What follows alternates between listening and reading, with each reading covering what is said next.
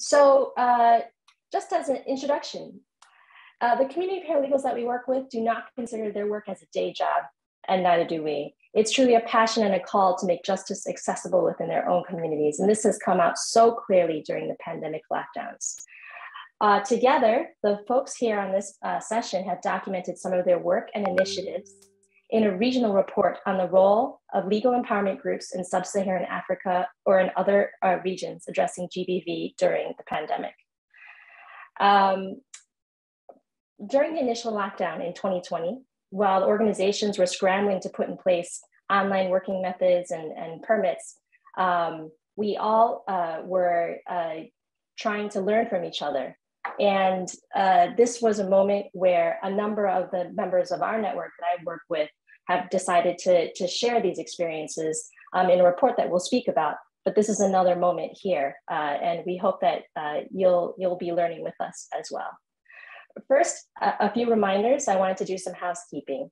Please note that this event will have simultaneous interpretation in Spanish and French. To activate it, please look for the globe icon at the bottom of your screen, click on it, and select your language of choice. Please mute your mics if you're not taking the floor so that the interpreters can hear speakers better. We will try to keep our roundtable discussion to about 50 minutes, then open it up for discussion. At any time, if you have a question, as I said, type it in the chat. There's a chat button at the bottom. I assume many of you are familiar with Zoom. And type in your questions or your comments and we'll collect them for the Q&A afterwards. Now, as we get started, let's introduce ourselves in the chat. Everyone can open up the chat. Please write your name, your organization, and which country you're calling from today, so we get a better sense of who's in the room. I'll get us started. I should have done this from the beginning, but I'm Abigail Moy. I'm the director of the Legal Empowerment Network team here at NEMITY. The network is a global community of people who are committed to advancing justice in our communities. We are the largest community of grassroots justice defenders in the world, working to build a global movement for justice. We hail from over 170 countries. We represent nearly 3,000 grassroots justice organizations. We meet in person and online to exchange practical tools and advice. We campaign on issues that affect us all. And we meet in spaces like this at the World Justice Forum so that we can make sure that we're connected and supporting each other. Now, I'd love to hear from all of you. To better know who's in the room today, in addition to having your names in the chat, we're going to do a quick poll. It should pop up in a second. Please answer and share a little bit about your background, what sector you're a part of, so we can feel like we're all physically in the same room. Let's see, we'll get the poll up soon. Okay, the poll is not happening. Put it in your chat box. So we have Shama, nice to meet you. Rulaura, Ayodele for Women's Safe House Sustenance Initiative. Hello, thank you so much for joining us. Lynette, of course, we have our speakers who you'll hear from soon. Thank you, thank you. Don't be shy, go ahead. Even just your name and country or a little bit of something about you from the chat. There we go, Gemma from Leiden University in the Netherlands. Welcome. Mary Sebastian, thank you so much for joining us from London. All right, as these names kind of trickle in, I'm going to introduce our co-organizer. Her name is Lilian Arrieta from Avocats Sans Frontières Canada, and she'd like to share a little bit about what they do. Lilian, over to you. Yes, hello, and thank you, Abby. I'm going to speak in Spanish because it's my native language and I feel more comfortable speaking in Spanish, but welcome everyone, bienvenue. Avocats Sans Frontières Canada es una organización de derechos humanos basada en Quebec. Yo soy la directora del país de Abogados Sin Fronteras Canadá en El Salvador y esta organización tiene diferentes proyectos para defender a las víctimas de violencia de género en diferentes países de América Latina, África y actualmente vamos a estar trabajando para documentar las agresiones en contra de mujeres en Ucrania. Sí. En mi proyecto aquí en El Salvador, denominado Unidas, trabajamos para mejorar el acceso a la justicia de las víctimas de violencia de género a través de litigio estratégico, sobre todo con la representación legal de las víctimas de violencia de género. Así que nos complace mucho estar presentes en este foro con tantas personas de diferentes nacionalidades, países, pero con un interés común. Mejorar esta pandemia mundial, ¿verdad?, que nos atraviesa, que nos une lamentablemente como mujeres, que es, y a otras personas de la diversidad, que es la violencia basada en género. Así que gracias por participar en esta actividad. Y back to you, Abigail. Thank you. Thank you so much, Juliet. Now, let's get this started. I'd like to turn this over to Sabrina Matani. She'll be moderating our roundtable discussion today. Sabrina is a human rights lawyer from Zambia and the UK. She co-founded Advocate. It's an NGO in Sierra Leone that provides access to justice for women. Also, Women Beyond Walls, which is a movement building platform, amplifying voices to end the over-incarceration of women worldwide.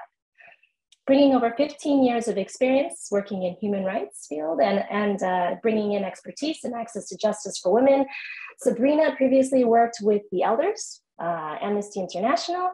She is currently an advisor with the Pathfinders. Sabrina, over to you. Thank you, Abby, and I'm excited to be with you all and to moderate this timely discussion on legal empowerment and grassroots justice approaches to tackling gender-based violence today.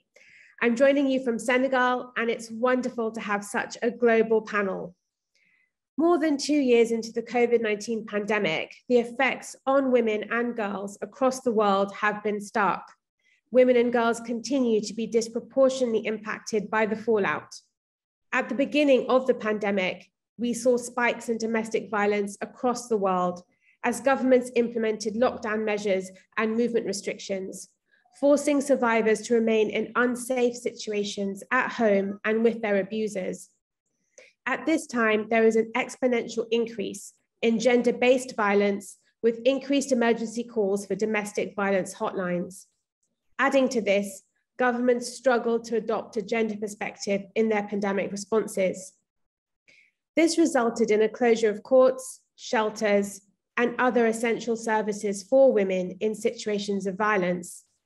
Women found fewer avenues to report violence and abuse, access justice, or receive the support they needed.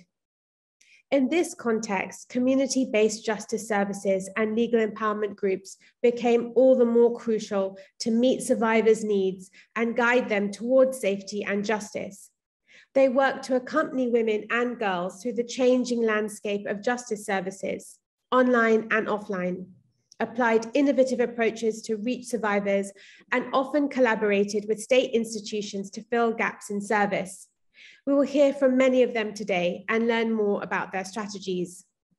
Their experience have also been documented in a report published last year by members of the Legal Empowerment Network, entitled Gender Justice During and Beyond the COVID-19 Crisis.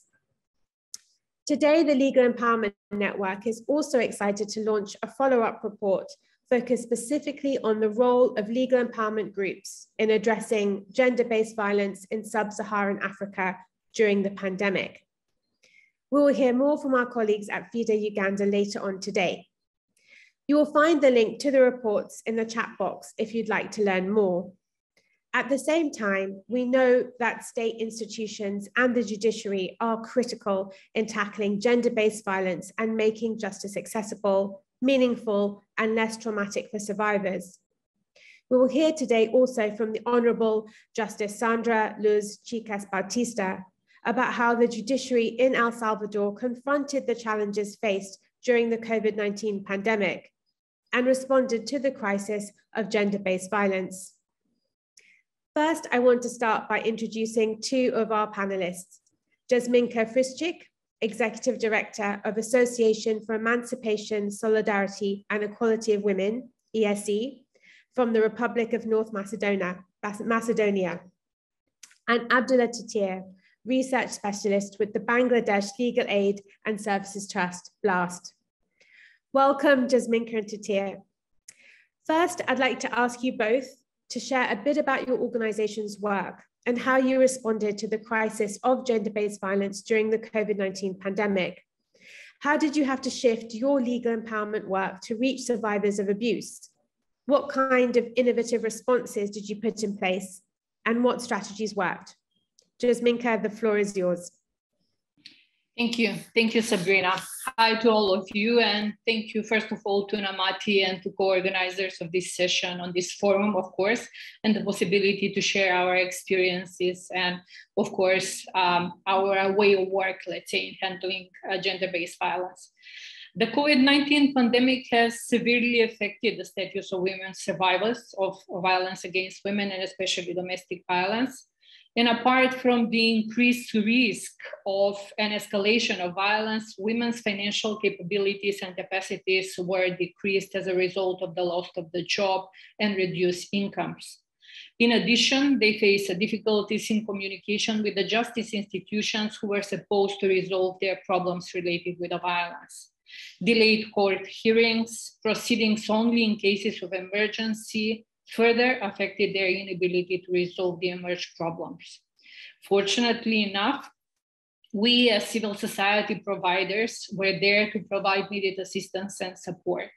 Of course, we had to adopt and innovate in order to address the women's need, but also to address the needs of practitioners from the justice institution that were put in a place of resolution of those problems. Moreover, we as a civil society organization were pretty much vocal in advocating for increasing the information for the women and general public on what is gender-based violence, and especially in times of crisis, and what does it mean. Of course, as well as for the legal resolution of those problems. Prioritization of the proceeding in cases of gender-based violence and domestic violence in cases of crisis, and of course, establishment of a separate and specific financial means and support to women in need. Unfortunately, not everywhere the state introduced those types of measures that we propose. In our region, the state stayed blind and ignored those requests. But anyway, let me share one story of a woman that has turned for support during the pandemic in order to bring you closer how we as organization and how we in the region of Western Balkans have responded to these cases. The name of the woman is Rosica. In April 2020, Rosica, a 32-year-old mother of 2 minor children, contacted us by phone, and at the time, a 4-day quarantine was in effect, accompanied by a complete ban of movement. Rosica has first sought SS help, our help as civil society organization in 2018, for an earlier act of violence committed by her husband, but unfortunately she didn't take upon initiation to resolve that problem then. And therefore, when the pandemic started, the violence escalated and she has to reach out again. We immediately provided her with a psychological support. We have also gathered the necessary information and referred Rosica to health institutions in order to address her bodily injuries. We have, as usual, instructed her to report the cases to the Center for Social Welfare and to the police, and of course, to seek medical assistance as usual. But at this point, we were not aware that the system began to break down for Rosica and for many other victims of gender-based violence. Namely, the Centers for Social Care have only limited their operation by phone. So she, as many other victims, was not able to go in person and to request a certain support from the Center for Social Care. For the police, the situation was almost same. So practically that has limited the possibilities of Rosica and also for many other victims to report and then to, of course, ask for a certain resolution of her problems. Meanwhile, he was charged with the high medical treatment fees because she was not able to register as a victim because the institutions were not working and were not there in person. So practically she has faced and fallen into an intersectoral gap. So we as a civil society organization then have pushed for very high oversight of the institutions that are practically in charge for resolution of these problems. So from the Center for Social Cares, we have practically facilitated just scheduling an appointment and going pretty higher. Let's say that was practically a result of very high advocacy efforts or even on a level of the ministries practically. We have also succeeded to get her one-time financial assistance. We have also pressured the police station to prompt their reaction upon her case. Afterwards, if there were no such an efforts, we practically were put in a position of not being able to legally resolve the problem of Rosica. So afterwards, when the institution reacted and undertake a certain measures, we were able to legally resolve some of her problems. So we have initiated a number of legal court procedures and we have tried to resolve her problems.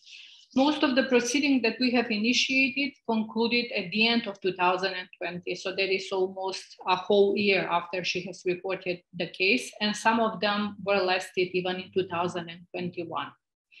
Till today, some of the problems still are unresolved. But fortunately, as I have said, we are here as a civil society organization in supporting her and many other victims as we have done it even during the whole period of the pandemic. Thank you very much. Thank you so much, Jasminka, for sharing, your really valuable work during the pandemic. Now over to you, Tatir, to share a little bit about BLAST's response to the COVID-19 pandemic. What challenges did you face and what kinds of legal empowerment strategies worked for you? Thank you, Sabrina.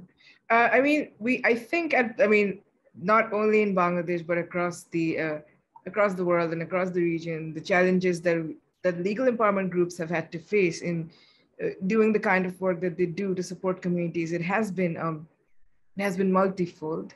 As a legal services organization, we at BLAST, we work through a very extensive network of pro bono lawyers who represent people in district courts up to the highest courts.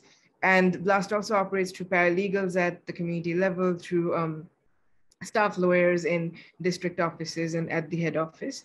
So what the lockdowns did, the restrictions to the movement and travel and operations of offices in limited capacity, all of these things have severely affected the kind of work that we do at BLAST.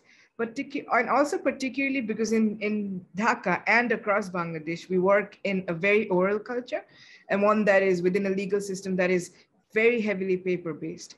So these restrictions, these physical restrictions, trying to work around them, and by adapting existing services to the online space and the technological constraints therein, have been some of the major challenges that we at BLAST have had to contend with in doing our legal empowerment work. We've tried to provide our services online. I mean, this is something that civil society organizations and legal empowerment groups have taken up. It's also been taken up by the government. But we've also seen that lawyers and paralegals, since they've been so used to the usual legal system, the usual court procedures, they've been very slow to adapt to the delivery of services online. And we've seen limited internet and mobile connectivity, and also limited digital literacy and knowledge of online platforms, not only amongst service providers, but also amongst people who are reaching out to different service providers to seek justice. The technological barrier, digital divide has really been, I think it's been thrown into sharp relief during the COVID-19 pandemic. It's just made us look at how different areas in which we seem to be very disconnected from support services, from existing justice mechanisms. We've seen that this was a particular problem for BLAST paralegals in hijra and transgender communities, who are mostly from lower socioeconomic backgrounds and may not necessarily have access to technology and technological literacy. So it prevented paralegals from connecting to community members and to connect them to any online resources available and support available. And anything that was available from the government during the pandemic was not always fully functional. We have emergency service providers like one-stop crisis centers and victim support centers.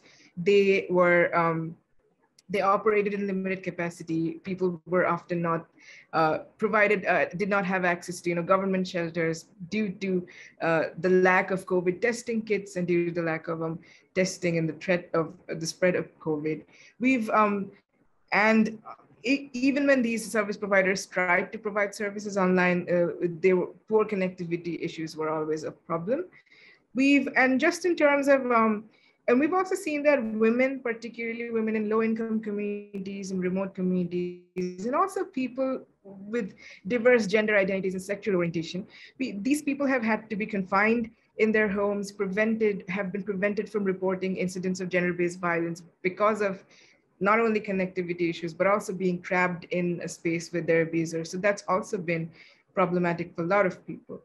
And we've had court closures, and we did for several months during the pandemic. Our courts were completely closed. And we did have virtual courts, but they were not looking at domestic violence and gender-based violence cases, which was, so, the crucial protections that our domestic violence laws provide in terms of when there's intimate partner violence or when there's domestic violence, these protection orders could not be, women were not able to avail these protection orders. So these were definitely, in terms of, these were some big challenges that I think we were still sort of, we're in the wake of the pandemic now. These are challenges that we're still trying to have to contend with, even as we sort of get back to, are starting to get back to our regular lives now. Now, I guess what BLAST tried to do, we've not, because of the issues with limited connectivity issues, because of the issues with the digital divide, we've not been able to do this as perfectly as we would have wanted to. But what BLAST did try to adapt its services to a hybrid model of delivery. So we try to support people in person, but also through online legal advice. And we increased the number of emergency helplines. We had 15 emergency helplines set up at BLAST, which complemented the presence of paralegals and lawyers in courts and in communities. We used WhatsApp and other online platforms to provide alternative dispute resolution services and also litigation services. We held regular consultations with police and other service providers on strengthening coordinated response to domestic violence, and also trying to see if we could have an online recording of complaints, an online mechanism for complaints activated. We also advocated for virtual courts to issue emergency orders in domestic violence cases, which we actually, and it did not pan out, but we've managed to do, we advocated for that a lot. We also, when we saw that service providers were sort of falling short in terms of being able to adapt to online platforms to provide services that were so crucial, we designed and conducted trainings for paralegals and for lawyers on engaging with virtual court procedures, on engaging with technology to respond to complaints of gender-based violence and domestic violence. So those are definitely some of the things that have worked at BLAST. And we also have existing, what we try to do is we scaled up existing an existing mobile app that we have, which was previously targeted to provide support to workers for violation of labor rights. We actually designed that we modified that to also include information on domestic violence and gender-based violence. And we just tried to provide information on virtual court gatherings and other remedies and just different areas of support that are available. We try to do that through the app, which has helped our paralegals to like people to do. So that's about some of the things that have worked for BLAST. Thank you so much, Tatir, for sharing sort of the challenges you faced. And I particularly value you raising the issue around marginalized groups, for example, but also the really innovative solutions that you employed. And as you mentioned, you know, the judiciary is a kind of a key player here. And of course, alongside civil society responses, state and justice sector institutions, particularly the judiciary, play an absolutely critical role in ensuring that survivors of gender violence are able to access justice, even in the midst of emergencies and crises. At the outset of the pandemic, many courts shut down, leaving survivors with little recourse when they needed to secure emergency protection orders. However, some court institutions responded positively, putting in place measures that facilitated access. Now I'll turn to Justice Sandra Luz Chicas Bautista, Justice at the Supreme Court of Justice of El Salvador. As the demand for justice services and the need for support for survivors of GBV increased during the COVID-19 pandemic, how did the judiciary respond in El Salvador? What lessons can you share from your experience about what challenges you faced along the way and what strategies worked well? And how did you collaborate with civil society groups? Thank you so much, Justice Chicas Bautista.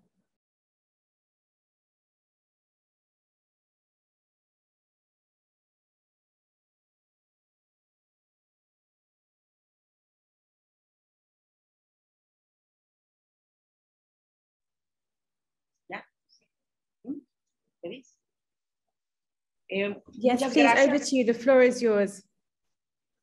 Muchas gracias, Sabrina. Un saludo a todas y a todos los que se han activado a esta actividad.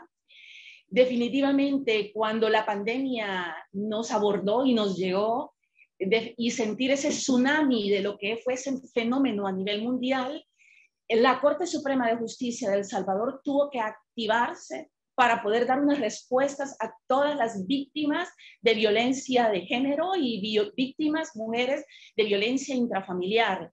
Todos sabemos que la violencia tiene diferentes fases, ¿verdad? La fase de agresión, la fase de tensión y la fase, en algunos casos, de reconciliación.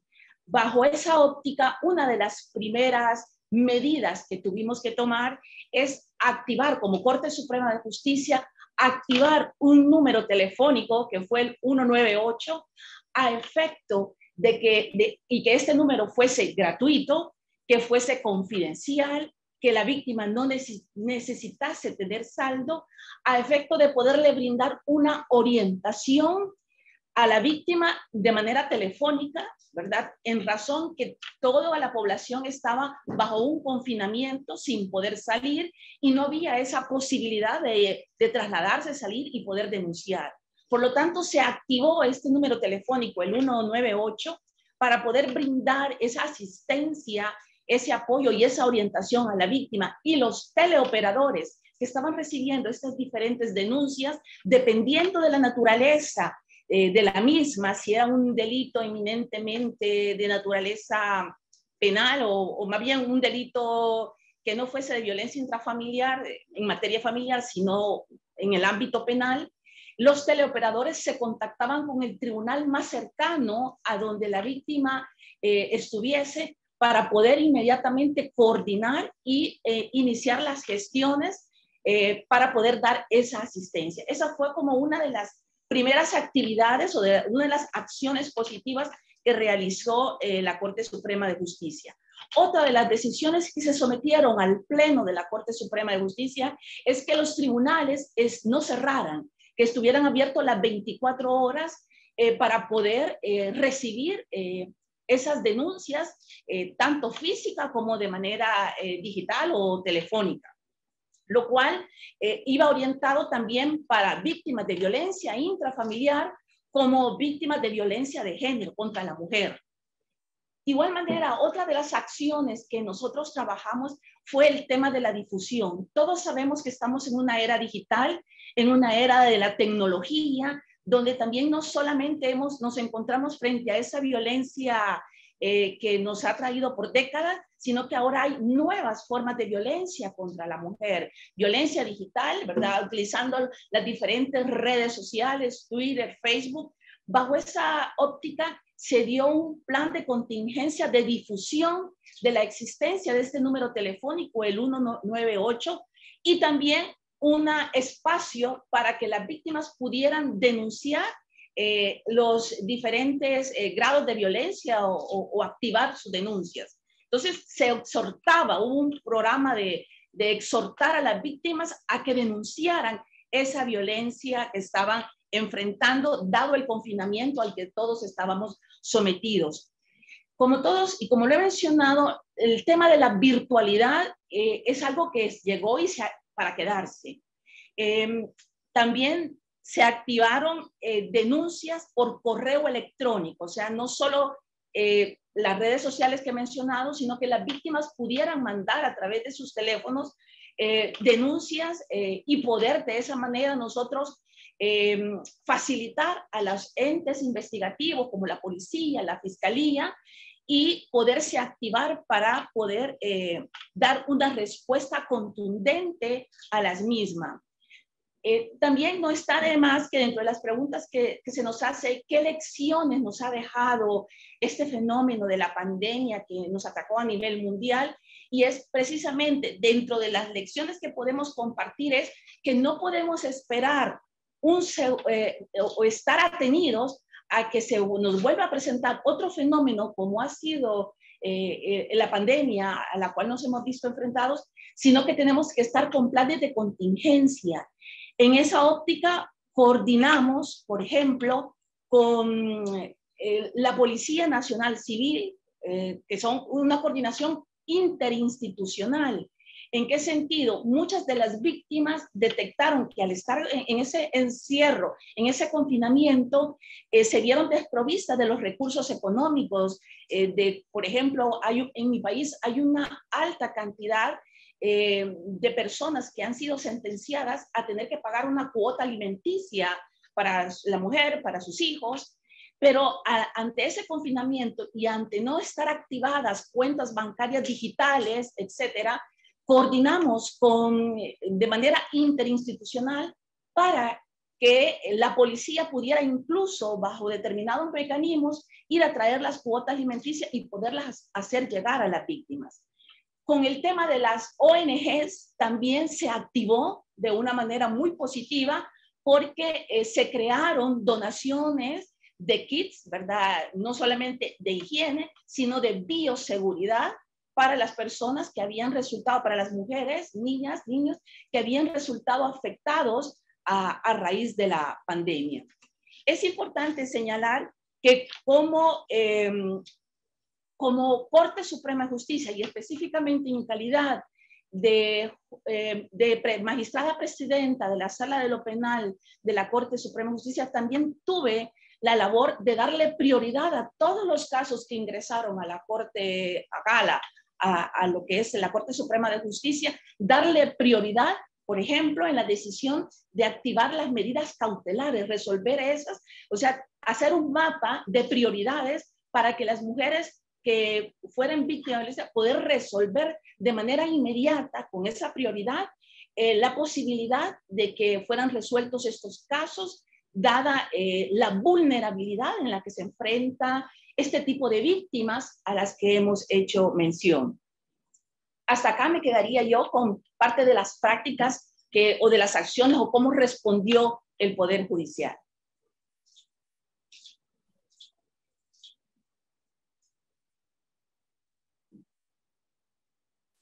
Thank you for those valuable insights, Justice Chicas Bautista. And as you mentioned, while state responses are necessary, to ensure that policy changes are implemented, we also require bottom-up grassroots justice efforts. Many grassroots justice groups deploy community paralegals or their equivalent. They accompany women and girls as they navigate justice systems that are often hostile and can ensure these systems are accountable and responsive to the needs of survivors. Because they're from the community themselves, they're often trusted by survivors, and that trust can be a baseline for seeking further justice and safety within a system that can be challenging, confusing, and re-traumatizing. These efforts are vital to ensuring that laws and policies are made meaningful, real, and accessible to women and girls facing GBV. Now I'd like to turn to two panelists, Hazel Lavitoria, Executive Director, Saligan, and Annette Dutoit Lubulwa, Program Officer with the Uganda Association of Women Lawyers, FIDA Uganda. Can you share a little bit about your organization's community paralegal approaches in the context of GBV during the pandemic? How were community paralegals able to support survivors of gender-based violence? And why were they so critical during this time? What strategies did they use? And did they have to adapt those during the context of the pandemic? First, let's turn to you, Hazel, to share Saligan's approach to community paralegalism. Thank you. Thank you, Sabrina. Good evening from Manila, everyone. The role of community paralegals responding to gender-based violence during the pandemic was very crucial. Remember, however, that the Community Legal Empowerment Program of Saligan was already in place during this time, meaning we already had paralegals on the ground. The paralegals were able to navigate through the processes of responding to cases, despite the mobility restrictions and the closure of service providers, including the courts, which was presented by Justice Sandra Luz Chiquez de Fuentes. On Saligan's part, we included support to these community paralegals by providing the necessary equipment, gadgets, if you will, and capacities for them to adapt to online and virtual modes of responding, and providing for health and sanitation kits so that they will be protected from the virus as well. We had to realign some allocations of funds from development partners to this effect. The importance of a community-based response mechanism was also highlighted, since it was easy to adapt this mechanism to online and virtual mode. For Saligan's part, and in partnership with a local government unit, we were able to come up with an online reporting platform for gender-based violence. Although this platform was not maximized on the part of the victim survivors, because they don't have the technology to access this, the paralegals were the ones who used this after an in-person report from the victim survivors within the community. That's it for me. Sabrina, thank you. Thank you so much, and really wonderful to hear about the important work you've been doing. Next, I'd like to turn to you, Lynette. At FIDA Uganda, you've been leading on a regional study involving research from across sub-Saharan Africa about how legal empowerment groups address GBV during the pandemic. I wonder if you could share a little bit about FIDA Uganda's community paralegal strategies during the pandemic, and also your findings from the regional study. What has worked well, and what do we need more of going forward? Thank you. Thank you so much, Sabrina. So I'll give a few highlights about strategies and innovations that really stood out. And you know what we have seen with the community paralegals that we work with as FIDA Uganda is that they have a sincere passion for justice. They really go above and beyond the call of duty. And this came out so clearly, especially during the pandemic lockdowns. So as you've mentioned, we've documented some of their work and initiatives in a regional report on the role of legal empowerment groups in sub-Saharan Africa, and particularly in addressing GBV during the pandemic. So this regional report built on the global study that was led by Namati and Themis Brazil and was released in 2021, but it provides a more in-depth focus on African initiatives and specifically the role of community paralegals. So during the initial 2021 lockdown, speaking for FIDA Uganda, while we were so busy putting in place online working methods and getting movement permits and also determining our key advocacy strategies in response to a gender-blind lockdown, our community paralegals continued their work, and they really did this with minimal support and input from FIDA lawyers. So community paralegals worked on their own initiative and addressed needs as they arose within their own communities. We encouraged them to do house visits of clients who we knew were in situations of domestic violence. And we also encouraged them to make announcements about the availability of FIDA services during the lockdown, as well as on new hotlines that we had established, especially to respond to such cases. So many took the initiative to do door-to-door campaigns where they would visit the homes and share contacts for women who might need it. Community paralegals were also creative preventers of gender-based violence within their communities. Our male community paralegals in particular took it upon themselves to educate men in their communities about dealing with the severe pressures and anxiety brought about by the pandemic. They organized community soccer games and created spaces where men could talk about their fears and frustrations. In Zimbabwe, one of the paralegals we spoke with created a WhatsApp group to support women who were facing gender-based violence and provide them with counseling and advice. The community paralegals were also collectors of essential information on gender-based violence and gender-based violence service provision during the lockdowns. In Kenya, they used human rights violation monitoring tools to provide data to support advocacy in the very early stages of the pandemic. In Zimbabwe, the presence of community paralegals in court, all GBV cases as directed, or whether they were just handling cases of physical and sexual gender-based violence, leaving out the economic and emotional cases. And this information was used for effective advocacy with the Judicial Services Commission. We also found that providing services and support to women facing gender-based violence during the pandemic came at a great personal cost to the community paralegals. Since these actors have minimal facilitation, many use their personal resources to transport women who were in danger to places of safety. A paralegal in South Africa under the Sonke Gender Justice Masipepe network explained how she used her own home as a halfway house for women who could escape their homes and their abusers, but then needed to wait for the few hours in a day that public transport was actually available. So these are just a few examples from sub-Saharan Africa of how community paralegals went above and beyond to work with women facing gender-based violence during the pandemic. Thank you. Thank you so much, Lynette, for sharing the powerful experiences you've documented from the region. These lessons will also be critical as we move forward beyond the pandemic. On that note, I'd like to invite all our panelists to comment on our last question for today. Looking forward and drawing from your experiences over the past 2 years grappling with the COVID-19 pandemic, what is one key recommendation you might share to support legal empowerment approaches to tackling GBV in the future? What can government actors do, and what should civil society prioritize? In a moment, I'll turn to panelists to share their key recommendations. But in the meantime, I'd also like to invite all of you to click on the link that is being added to the chat and add your top recommendations into the Mentimeter. And then later on, we'll be able to share it and we'll be able to see all of your recommendations as well. But perhaps I can start with Justice Chicas Bautista. Justice, if you could please share your one recommendation for us to move forward. Thank you.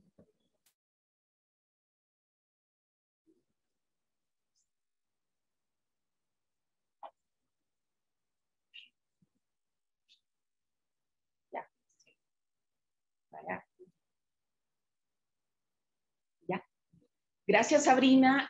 Sobre esta segunda pregunta, que es mirando hacia el futuro, basándonos en nuestra experiencia de los últimos años de la pandemia, ¿cuál es la recomendación clave que se podría compartir para apoyar los enfoques de empoderamiento legal para la violencia de género en el futuro? Hay varias actividades que trabajar. Definitivamente nos ha dejado una lección, como lo dije anteriormente, y una de las primeras acciones que debemos de hacer es proponer jornadas intensivas de formación para personal especializado. No es lo mismo tener conocimientos generales y comunes que tener conocimientos especializados, tanto en los tribunales como en las diferentes instituciones que dan este servicio a todas las mujeres que son afectadas con esta violencia de género. Debemos saber también, como lo mencioné, que hay nuevas formas de aparición de la violencia contra la mujer. Por lo tanto, el marco legal, como la Asamblea, debemos tener activado para saber qué nuevos tipos penales pudieran surgir para proteger ese núcleo de los derechos de las mujeres ante esta violencia, tanto intrafamiliar como violencia especialmente contra la mujer. Debemos también crear programas en la universidad para que los pensums universitarios establezcan una materia específica. En mi país todavía falta mucho por qué trabajar para que haya ese nivel de concientización de toda la población sobre los derechos de la mujer. De igual manera, creo yo que necesitamos una propaganda más agresiva de parte de las instituciones, tanto la Corte Suprema de Justicia como las demás instituciones, para que hasta los lugares más recónditos de nuestro país, las mujeres conozcan del principio a fin cuáles son los derechos que tienen y hacerlos valer ante las diferentes autoridades. Me permito también mencionar que hay algunas prácticas positivas a nivel de la región de Centroamérica.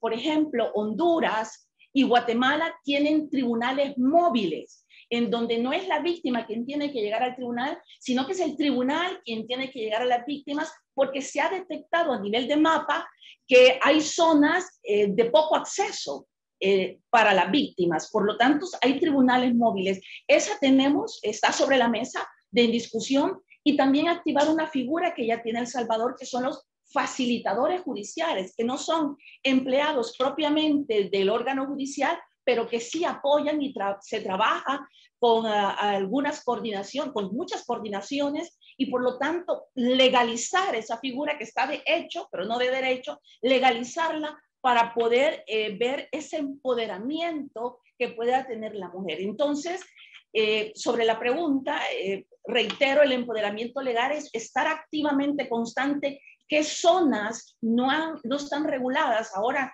no solo en materia penal, para crear nuevos tipos penales, sino en otras figuras jurídicas, como es el tema de los facilitadores judiciales, que puedan brindar ese respaldo efectivo que necesitan las víctimas de violencia de género? Gracias, Abigail. Thank you so much, Justice Chicas Bautista.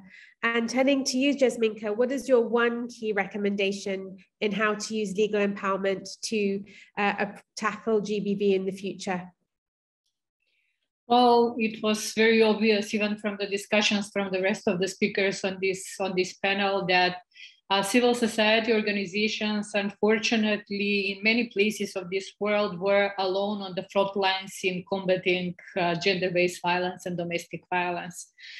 So therefore, I think that it's really a good time to start to emphasize and advocate much harder on the issue of securing sustainable funding for the civil society organizations, but not only as a service providers, but also as an agents who can introduce a long-term changes on this issue.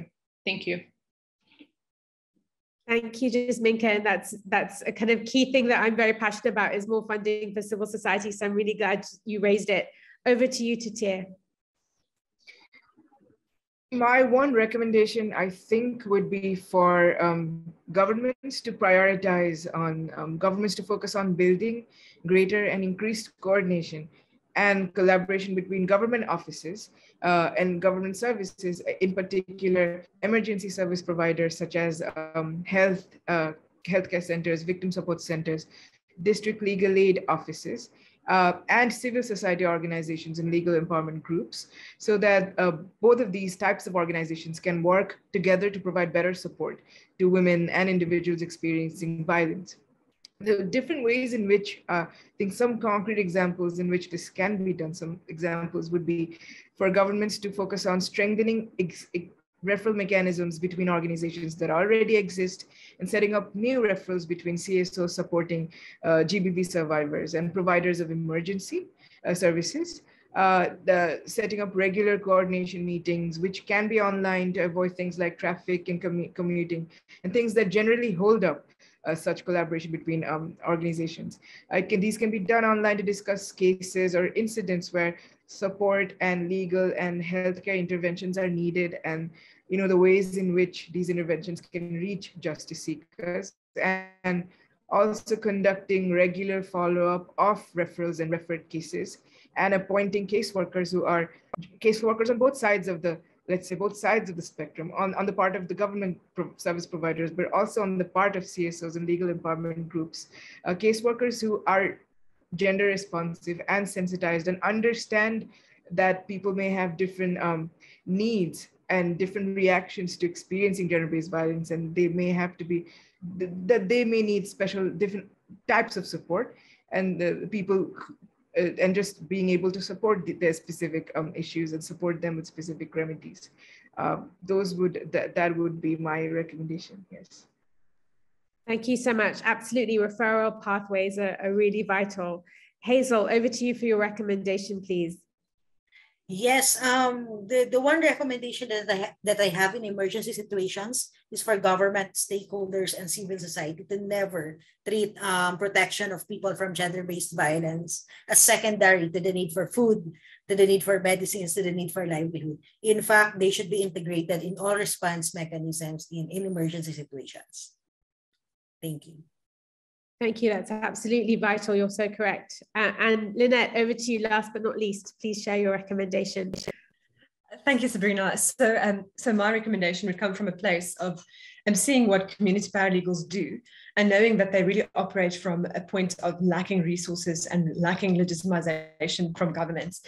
So my recommendation would be that government should prioritize the recognition and support, including financial support, of these community paralegals, because they are really key justice service providers to women facing GBV at the grassroots level.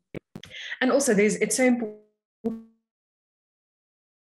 for states when they recognize and legitimize the work of community-based paralegals and flexibility, which is often the case when paralegals are in legal aid acts. And what happens is that they are, they have all these different legal requirements and qualifications that they need to obtain, that they need to meet, and to place them under legal aid service providers, which is a very narrow view of a paralegal, and it doesn't include community paralegals that really use legal empowerment approaches that are so much broader than legal aid in itself. So the recommendation would be for governments to really look into legitimizing umbrella bodies of community paralegals and giving them that power to really self-regulate, and then through that, and also also in recognition of the important role that they play to provide resources for them to continue their work at grassroots level. Thank you so much, Lynette. And absolutely, I think recognition and financing are so vital, and issues that Namati has been working on for a long time. We are now going to share the recommendations that you've been sharing in the Mentimeter. I think someone is going to kindly share their screen briefly so we can maybe see all of these recommendations.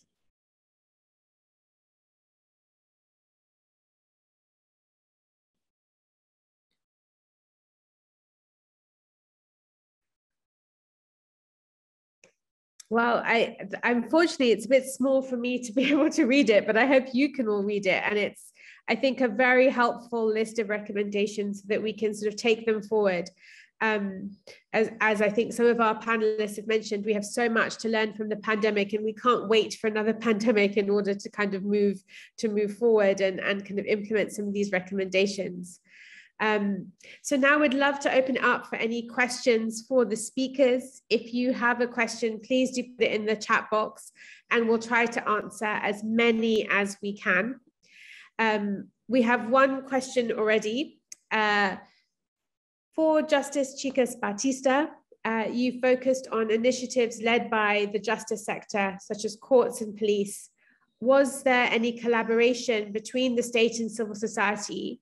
And if not, what could that sort of collaboration look like moving forward? And then for the other panelists as well, have you experienced any good examples of a government and civil society collaboration? But perhaps Justice Chicas Batista, perhaps you could start us off. Thank you.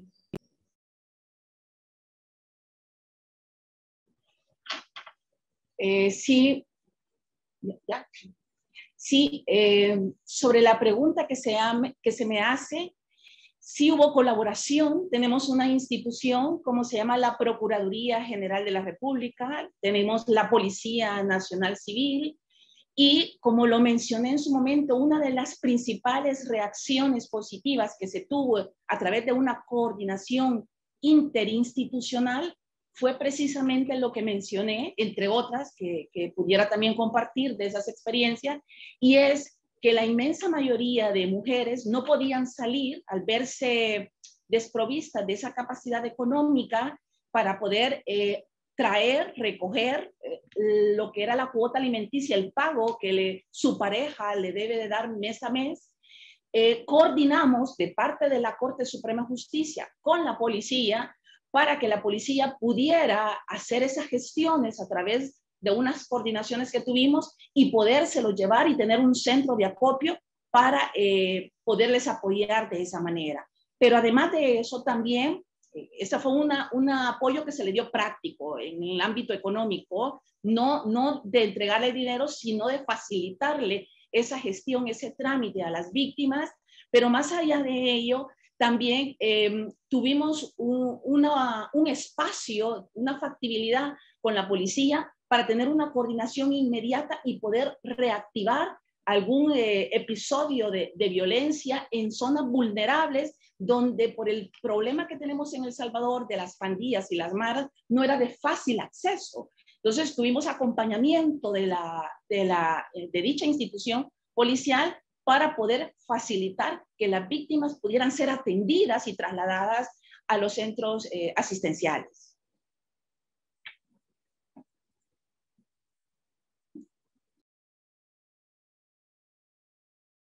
Thank you so much. Do any other panelists want to jump in about any good government or civil society collaboration that they've experienced?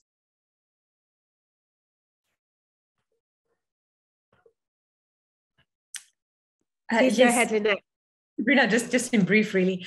So with FIDA, we found that we could work really well with the police as a state actor during the pandemic. And I mean, this doesn't cut across, and sometimes the police can really be a problem in GBV work. But what we found was that community paralegals who have built relationship with police officers were actually able to work together and, you know, really bring their resources together. Maybe FIDA had a car in some districts and the police didn't. So we could work together, or the other way around, or the police could legitimize the small meetings that we held where there was still some risk and some lack of clarity about lockdown measures, and that kind of relationship can really be very beneficial for the handling of gender-based violence cases. Thank you. Thank you. Anyone else want to jump in?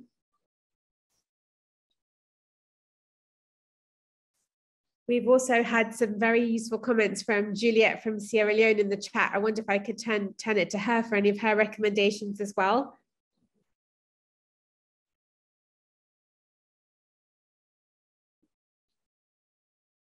Juliet, would you like to intervene?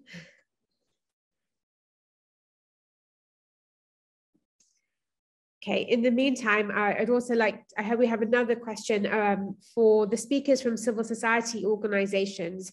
Have your strategies changed in the most recent phases of the pandemic as things are opening up, but COVID continues to spread? Are there any sort of measures that you're putting in place to sort of protect yourself? And what is the right balance between sort of continuing to do your work, but also trying to kind of put in place these protective measures? I don't know if Tatir from BLAST, you'd want to perhaps start us off with answering that question. I think, I mean, we've seen that as courts have opened up, as workplaces have opened up, and different institutions have opened up across the country. We've, I mean, it seems that the country, or Bangladesh, has largely gone back to gone back to that heavily paper, gone back to the old system, the old ways again, requiring paperwork everywhere, requiring physical interventions everywhere. But what we've understood from from being essentially being locked up for 2 years, what we've understood is that I mean, we've understood that it's really important to also have all of the technological advances that we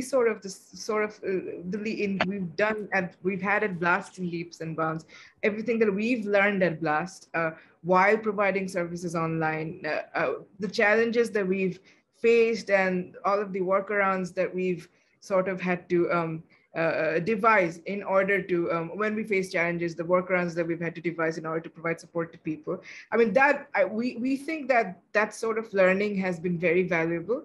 And the strategies, we strategized a lot over the pandemic to actually connect people to services. Oftentimes it's not been possible to do things online. We've tried to then reach out to, even if we did not have, for example, in a remote place, even if we did not have BLAST's presence in those spaces, we have tried to reach out to partner organizations that did have a presence in that space, and we've tried to refer different justice seekers to those partner organizations, and we've tried to connect with paralegals across the country to provide services. I mean, these are things that even when we've not been able to immediately provide support immediately, we've tried to make sure that we followed up on with justice seekers. We followed up on different modes of support that can be available, and to that we've also added, online support. So I think those are definitely strategies that we're going to continue to implement, even as we go back to more sort of field-based or physical work or physical interventions at BLAST. We continue to do things online now. It's made providing legal services or just getting on a call to talk to someone about an issue that's bothering you, or just to get legal advice. I think it's made that a lot easier for women who generally come to us for remedies. So and just having our hotlines functional at all times. Those things have been those are the things that we've learned. We're not going to let go of them, even as we go back to in the physical world. But I think with that, what we've also seen at BLAST is that throughout the pandemic, we were, we did not really care about working hours at all.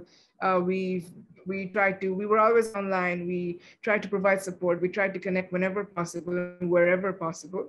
But that also really took a toll on the mental health and the physical health, of service providers, people at BLAST. And we've relied a lot on the online space. We've zoomed across the country a lot, which it does tend to, at some point it really did, and because I guess this justice situation was so overwhelmingly bleak that people had to respond. People had to leave everything and respond. But at times it does become really, I think, overwhelming for service providers as well.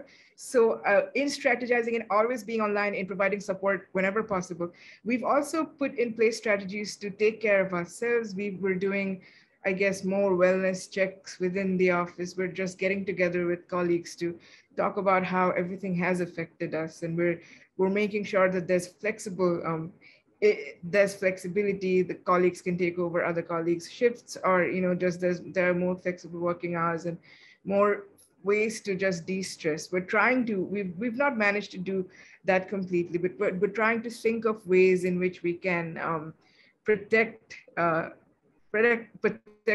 people who are providing these services. We make sure that they also have a place to just de-stress while providing services to different people. So I think that's something that we've started to think about in our journey through the pandemic. Thank you so much, Tatir. I think those issues around self-care are so vital. I think most of us during the pandemic, and particularly doing this work, that really suffered. So I'm really glad you raised that. And it's so wonderful to hear from the people who are joining us as well online. There's a comment from Ayodele from Women's Safe House Nigeria, who says community actors need to be engaged to play complementary roles with state actors to address GBV, and relying on the work of state actors alone is usually inadequate, which I think is absolutely correct. I'd also like, we now have Juliet from Sierra Leone online, and so I'd like to just turn over to her briefly because she was making some very useful comments in the chat. Thank you.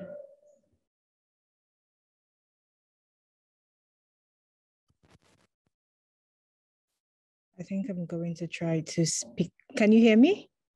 We can hear you, Juliet. Please go ahead. Quickly, I'm sharing the room with other people and I can't use my headphones. So I have to be quick. So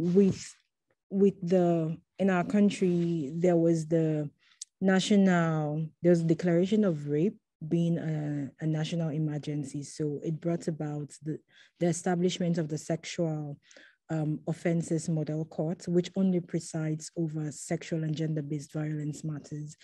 And during the pandemic, at some point, the judiciary had to close down, and we tried to have alternative measures such as virtual hearing, but because of the internet connection wasn't good enough to have those hearings had.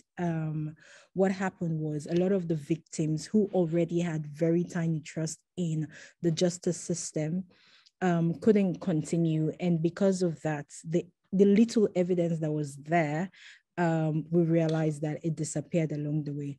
So we did a research during that time to see what recommendations that we could make.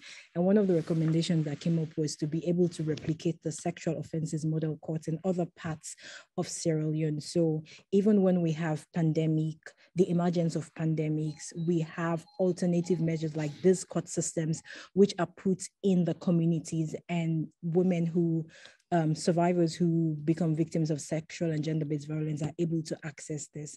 And another recommendation I made in the comment was to have continuous engagement and dialogue, because what we have seen is that laws are not enough to make provision for these issues. So obviously we need a lot of re-education, we need a lot of dialogue, we need a lot of interaction with, we need a lot of community engagement for our community leaders and people to be able to understand what all of this means and be able to implement that in their communities, to say that they do have the power, but then we're not trying to take that away from them, but they need to understand how jokes and how behaviors and norms continue to create systems that do not work for women.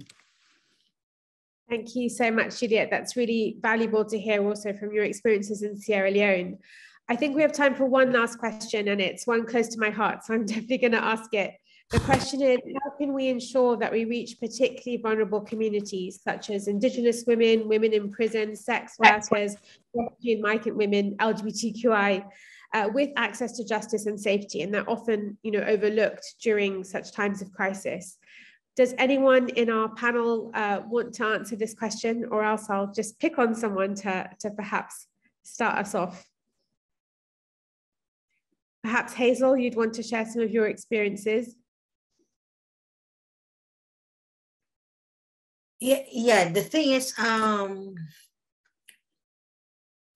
is, it's so easy to say that all of us transferred to online virtual mode of responding to gender-based violence, but our realization is that it further marginalized those in the rural areas, because they can't access these services. So what we did was to also do face-to-face activities even in the middle of the pandemic, so that the responses will continue despite the limitations thereof. So there. Thanks, Hazel. What about you, Jasminka? Do you have any perspectives on reaching particularly marginalized groups of women? Sure. I mean, we are also using the paralegals as a way how to reach, and practically using also social accountability and legal empowerment approaches in order to include those that we are working with. So practically there is one of the possible way how to let's say reach a broader and more vulnerable kind of a communities in a way. Thank you. Thank you. And Lillian as well, perhaps any questions from you? More of a comment. Hearing everyone, it would seem that women's violence against women, gender-based violence, is constantly an emergency. I mean, during pandemic and the closure of courts and the women's services, it was obviously heightened, and especially when women were trapped, in many cases, with their aggressors.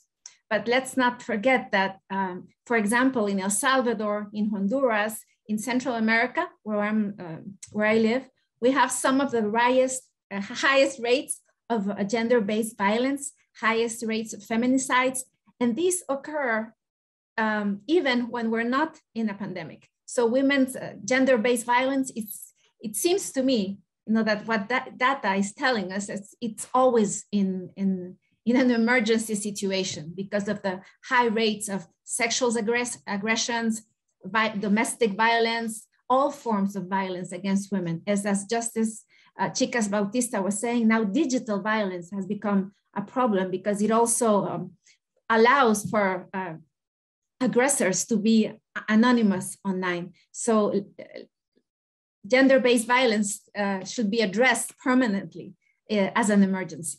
Thank you. Thank you so much. And as well, Lynette, I mean, how did FIDA Uganda try and reach these, particularly marginalized groups? Yeah, thank you, Sabrina. So, what we have found is to really employ a legal empowerment approach is the very best way to reach marginalized groups among women. So, for example, we've noticed that women who work in markets are particularly vulnerable to gender-based violence because of the hours they work, because of the conditions they work in. And then also during lockdown periods, they had to choose. Either you close business for that whole period, or you have to actually put up a little, bed and sleep in the market, which really made women very, very vulnerable as to gender-based violence. So what we did was we trained women who work in the markets themselves as community paralegals. And these women are the advocates within their communities. They are the ones who really know how to identify the cases and reach the most vulnerable among the most vulnerable, because they've been empowered with this knowledge and they can really carry it over. And we've really seen amazing results with these women really becoming part of the leadership structures and speaking up and making changes within their own communities. So I really feel that's the best way. You have to stand with community members of these vulnerable groups themselves to be the ones who are empowered and to be the ones who bring the change. Thank you. Thank you so much, Lynette. And I think we might have time just to squeeze in another question, and perhaps I could turn that to Justice Chicas Bautista, because the question is how to increase collaboration between criminal and civil-based support for survivors of violence, such as through the courts. So I don't know if you could perhaps share some light on that, Justice Chicas Bautista. Thank you.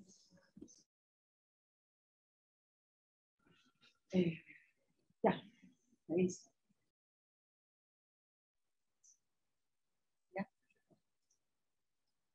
Gracias, Sabrina. Sí, sobre la pregunta que me hace, bueno, primero tiene que haber voluntad, ¿verdad? Sin voluntad es bien difícil que podamos caminar. Tiene que haber una voluntad, no solo en el caso de la Corte Suprema de Justicia, como jueces máximos, como magistrados de este tribunal, para poder abrir políticas públicas que abran esos espacios a la comunidad, esos espacios públicos, y que se pueda interactuar, ¿verdad? Para que hayan consultas y participación de la ciudadanía. Necesitamos definitivamente abrir, ¿verdad? Hemos estado muy cerrados, ¿verdad? Y a veces el acceso no ha sido fácil. Comenzar por reconocer esas debilidades y abrirnos a esas fortalezas de crear espacios de participación de la ciudadanía que nos digan en nuestra propia realidad en qué probablemente aspectos estamos fallando para poderlos mejorar.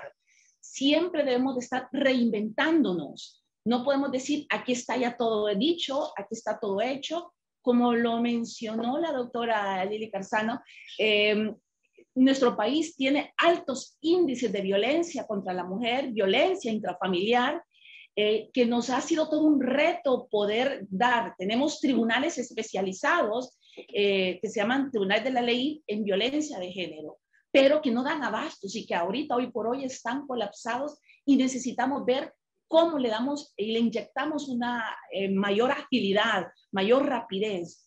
Por lo tanto, yo creo de que no solamente la Corte Suprema de Justicia, sino que los demás poderes del Estado, los demás órganos del Estado, tengamos en primer lugar conciencia de que esta es una realidad cruda que tenemos, que obviamente con la pandemia se agudizó, ¿verdad? Se nos incrementó la violencia, las estadísticas lo dicen, y que no podemos, como decía Einstein, no esperes resultados distintos haciendo siempre lo mismo. Entonces necesitamos reinventarnos, necesitamos tener esas medidas, no solo esos marcos legales actualizados con esos estándares internacionales, sino que también esa voluntad que yo mencionaba al inicio de querer hacer algo, porque en la medida que haya voluntad, vamos a hacer esas prácticas positivas de abrir esos espacios a la comunidad, designar un día en particular, por ejemplo, para que las ONGs y las diferentes instituciones podamos tener ese intercambio de esas nuevas prácticas.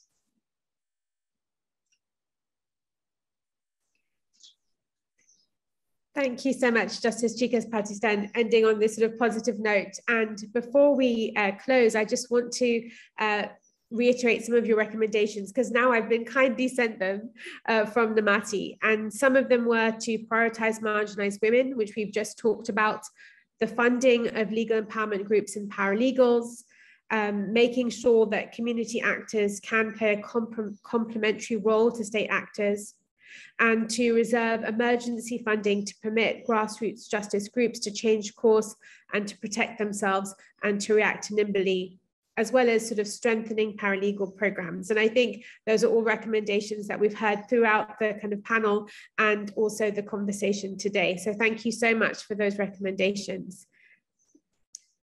Thank you again, everyone, for all of your fantastic questions. Thank you to our brilliant panelists today for sharing their insights. We leave today with a clearer understanding of the stakes for women and girls, survivors of gender-based and domestic violence, and at the same time hope that grassroots justice approaches can afford a way forward. I'd like to turn it over to one of our organizers to close us out. Finally, I'd like to ask Abigail Moy, Director of the Legal Empowerment Network, convened by Namati, to share a few final words. Thank you all for joining us today. I want to give you also a collective expression of gratitude from all of the co-organizers. So in addition to Namati, there's Avocats Sans Frontières Canada, the Bangladesh Legal Aid Services Trust, and PEMIS, Gender Justice and Human Rights, based in Brazil, and of course to Sabrina, our amazing moderator. To close, we heard some brilliant remarks today. We heard about how grassroots justice organizations innovated to meet the needs of victims and survivors of gender-based and domestic violence, even as the demands increased dramatically over the pandemic. They've used technology to deliver critical information, even as courts were closed in some countries. They deployed community paralegals. These people were able to reach women and girls and offer accompaniments, even while mistrust of government institutions was at an all-time high, and even among the most marginalized populations. Courts and justice systems too stepped up to shift their processes, to collaborate closely with others, both civil society, community partners, and other state actors, and to deliver justice and safety for those most in need of them. So despite all of the challenges, these experiences give us hope. We need to support the work of grassroots justice organizations and of courts, and to support the reforms to address GBV across the board.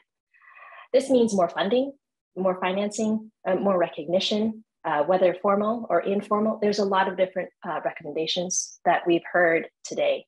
It also means, as we've heard over and over, facilitating collaboration between all of the actors in the ecosystem that help protect women, from civil society to justice sector institutions to the survivors themselves. Remember, when it all comes down to it, it's about empowering the women themselves. As we close, I want to invite you all to continue to work together with us. We in the Legal Empowerment Network will continue to build on the lessons shared today. This is just one of many dialogues that we will be having. We are currently focused on identifying how to best support grassroots justice organizations who are taking action to advance the rights of women and girls. So it can be, there can be more learning opportunities we'll facilitate in the future, other events to build community or strengthen our movement, or opportunities for collective action. So if I could ask you to please join the Legal Empowerment Network if you haven't already, we would love your help in shaping this agenda. Appearing in your chat right now, you will find a link to the Legal Empowerment Network's community forum, which is open to all of you. This will lead you to a discussion page where you can further chat about opportunities. We welcome all of you to join us and to share your thoughts there. Thank you. We all look forward to continuing to work with you all and to ensuring that we support the critical work of both grassroots justice organizations, community paralegals, and government and state actors as they confront gender violence. Thank you so much.